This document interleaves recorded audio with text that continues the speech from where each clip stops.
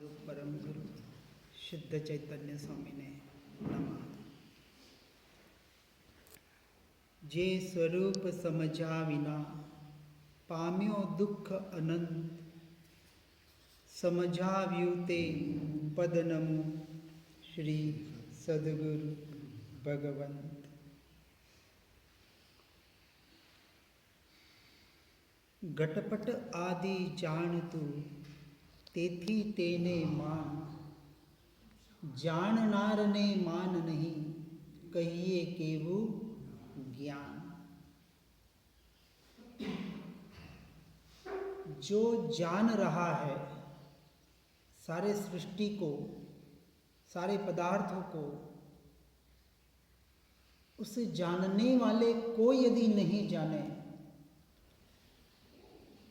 तो तेरा ज्ञान सच्चा ज्ञान नहीं है, मिथ्या ज्ञान है। ज्ञान है क्योंकि जो जानना हो रहा है वो ज्ञान स्वभाव से हो रहा है और उस ज्ञान स्वभाव की महिमा हम समझने का प्रयास कर रहे हैं। क्योंकि आत्मा के अनुभूति का जो विषय है वो आत्मा नहीं है, ज्ञान स्वभाव उसका मीडिएटर है। जैसे प्रधानमंत्री को मिलने जाना हो, राजा को मिलने जाना हो तो सीधे नहीं जा सकते, उसका एक पर्सनल सेक्रेटरी होता है, पर्सनल असिस्टेंट होता है, उसके थ्रू ही जाना पड़ता है। यहाँ एक अपेक्षा से ऐसा कथन है, निश्चय से तो सीधे हम भीतर जा सकते हैं, अपने में हैं, जाना भी नहीं है। हर जीव निश्चय से अपने में ही है, प्राप्त नहीं प्राप्ति। इसलिए व्यवहार से जो भी कथन है, जो भी क्रिया है, सारा व्यवहार है। क्योंकि अनादि से हम स्वयं को भूले हुए हैं, तो हम हैं। इसलिए निश्चय तो कहेगा आत्मा आज दिन तक आत्मा ने पर द्रव्य को आज दिन तक जाना नहीं, जान सकता नहीं, ऐसा उसका स्वभाव है। तो क्या हम पर को जो जान रहे हैं, सृष्टि को, पर द्रव्य को, पर भावों को, या ये जो हमारे भाव हो रहे हैं, क्या ये व्यर्थ है? तो एक अपेक्षा से, निश्चय के अपेक्षा से सारा परिणमन व्यर्थ ही है, हमारी भ्रांति मात्र है और कुछ नहीं है।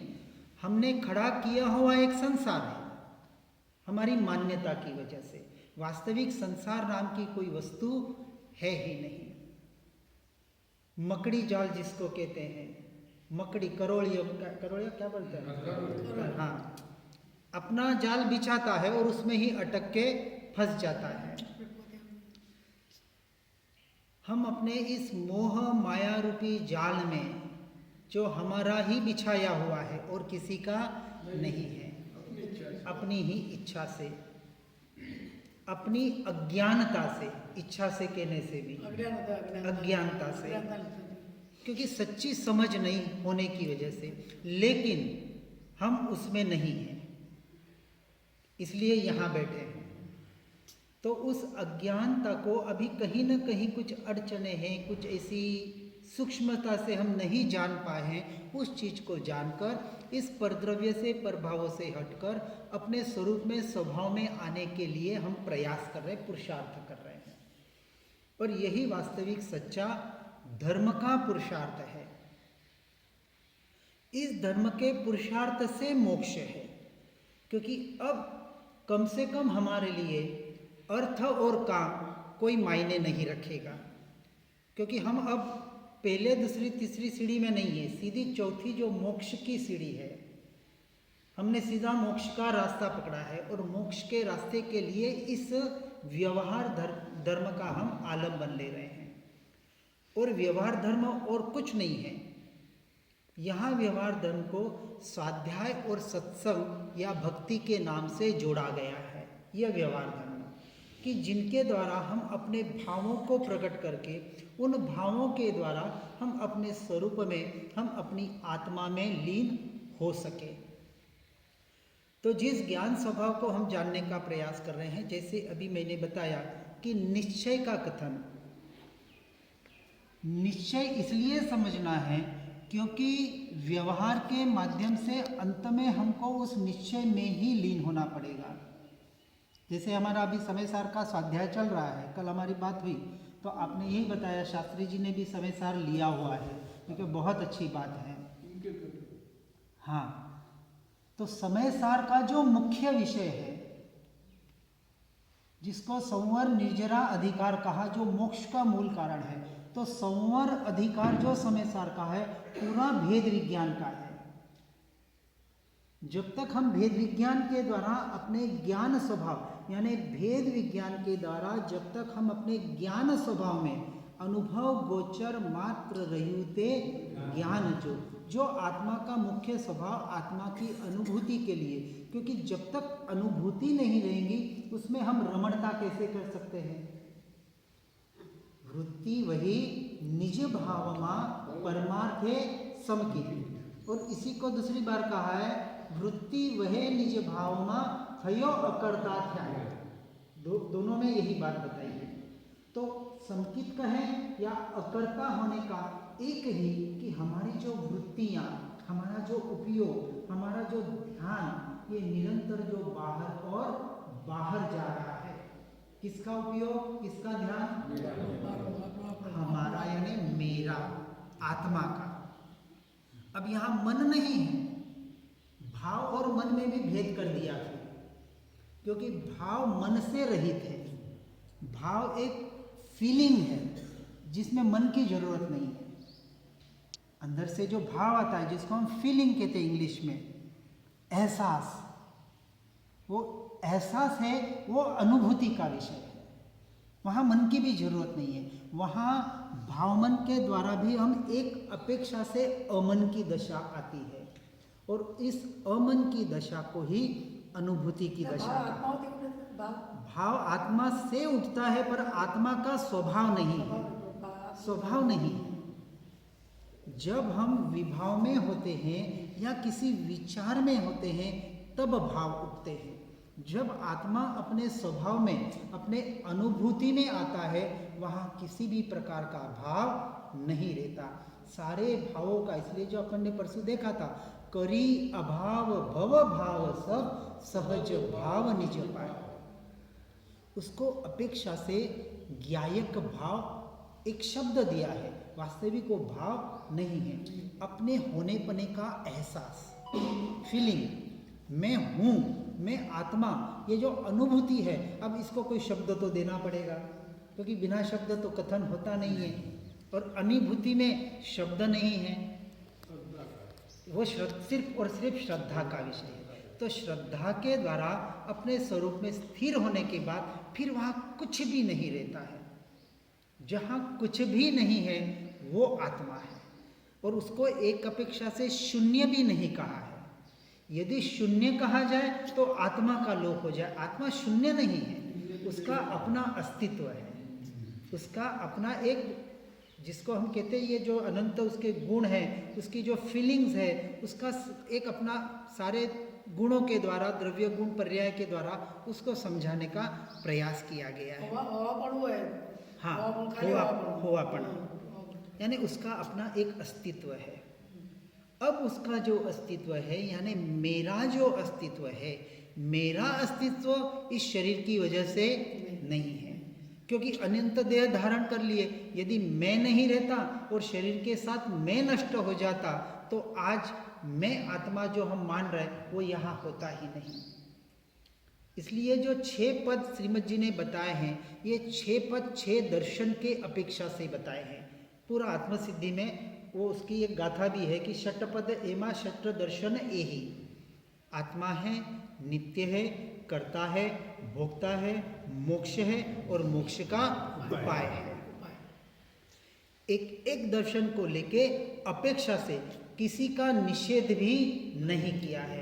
हर चीज को अपेक्षा से समझाने का प्रयास किया गया है कि आत्मा स्वयं के अपेक्षा से है और परद्रव्य के अपेक्षा से नहीं है।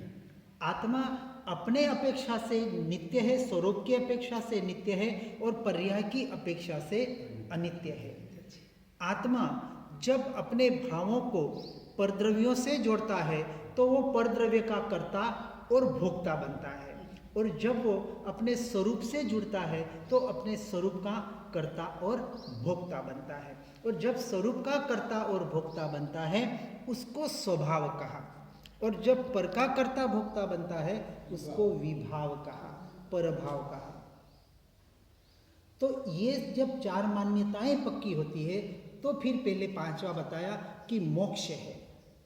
मोक्ष है मानेगा तो उपाय बताएंगे, यदि नहीं मानता है तो उपाय करने की जरूरत ही नहीं है, इसलिए मोक्ष के उपाय को लास्ट में लिया।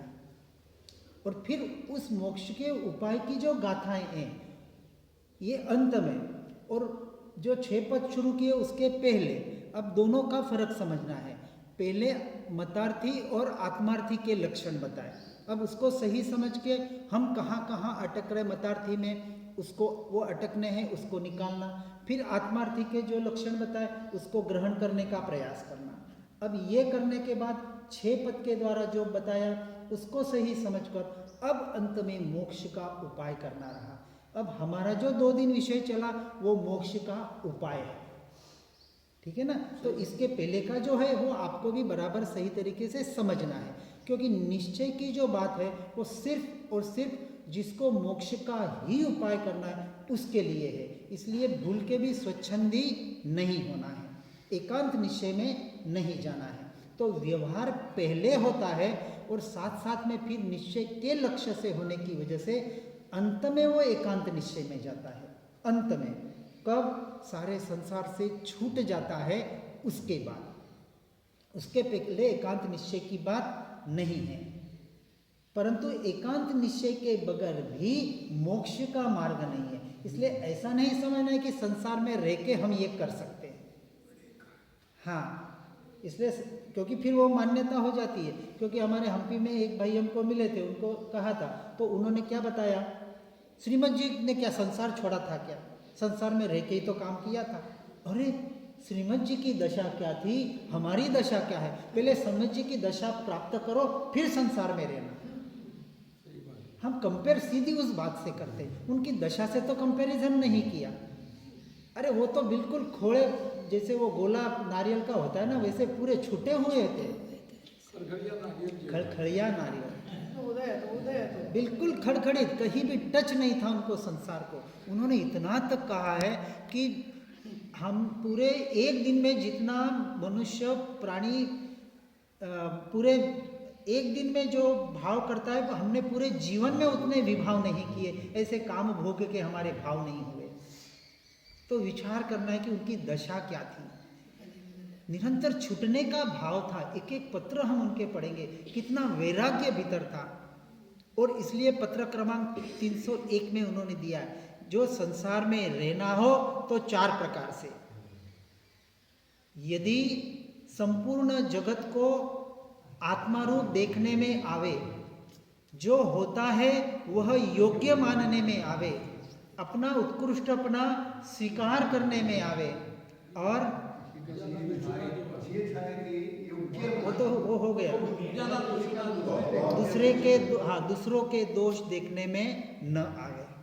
ऐसा यदि तू संसार में रह सकता है तो भले रहे, और नहीं है तो पहले उसका अभ्यास कर फिर भले संसार में। 103 हाँ 103 हाँ संसार में मुक्ति लेવાનો पर्वत છે। हाँ, तो क्यों पर्वत बताया, क्योंकि निरंतर वहाँ रह के हम अपने भावना को, अपने परिणमन को चेक कर सकते हैं कि मैं कहाँ हूँ।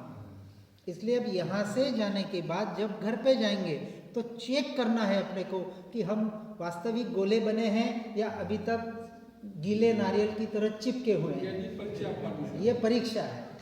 हाँ, तो संसार परीक्षा है और ये स्थान अभ्यास का है, ये पाठशाला है। तो पाठशाला में पढ़ के अंत में परीक्षा देने जाता है, बराबर ना। वास्तविक परीक्षा तो अंत समय में आएगी, मरण के वक्त। ये पूरा हमारा समाधि मरण का अभ्यास है और कुछ नहीं। समाधि मरण का मतलब क्या, आत्मवत रहकर मृत्यु को स्वीकार करना, आत्मवत रहकर, यानी अपने आप आत्मवत जैसे हम रहते हैं तो इस शरीर के ऊपर, रोगों के ऊपर, बाहर के संसार के ऊपर पूरा ममत्व एकत्व है जो वहाँ टूटना चाहिए। इस संसार में मेरा कोई है ही नहीं, मैं किसके ऊपर राग करूं, किसके ऊपर द्वेष करूं, ये शरीर भी मेरा नहीं है, ये छूट रहा है अभी तो भले छूटे, मैं नहीं छूट रहा, मैं तो अजर अमर अविनाशी तत्व हूँ, ऐसा भाव उस वक्त वहाँ रहना चाहिए।